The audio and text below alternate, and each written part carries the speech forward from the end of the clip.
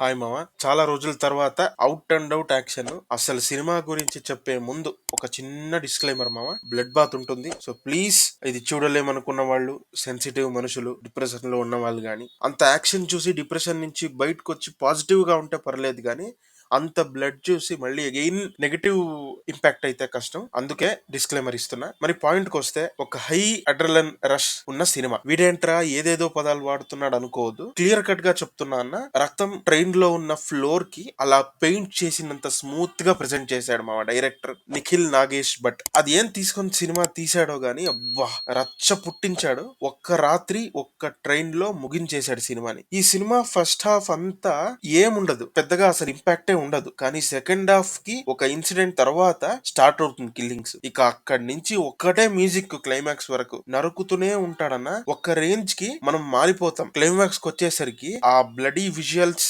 నరుకుడ్లు గాని మన కంటి ముందు అలా ఆడుతుంటాయి. అందుకే ముందుగానే చెప్పేశా, సెన్సిటివ్ మైండ్ సెట్ ఉన్న వాళ్ళు చూడొద్దు అని. అండ్ మెయిన్లీ నాకు క్లైమాక్స్ అంత సాటిస్ఫై గా ఉండలేదు. ఒక విలన్ విధ్వంసం సృష్టించాడంటే వాడి చావు ఎంత భయంకరంగా ఉండాలని మనం ఐడియాతో ఉంటాం చెప్పండి. ఏదో తేలికగా ఈజీగా చంపేస్తాడు అలా విలన్ ని. బట్ ఫస్ట్ నుంచి ఆ క్యారెక్టర్ చేస్తున్న పనికి మేము రూట్ అయి ఉంటాం. మరి ఇలాంటి క్యారెక్టర్ ని చంపేటప్పుడు మా ఎక్స్పెక్టేషన్ ఎలా ఉంటుంది? వాళ్ళది రీచ్ అవ్వలేదన్న. బట్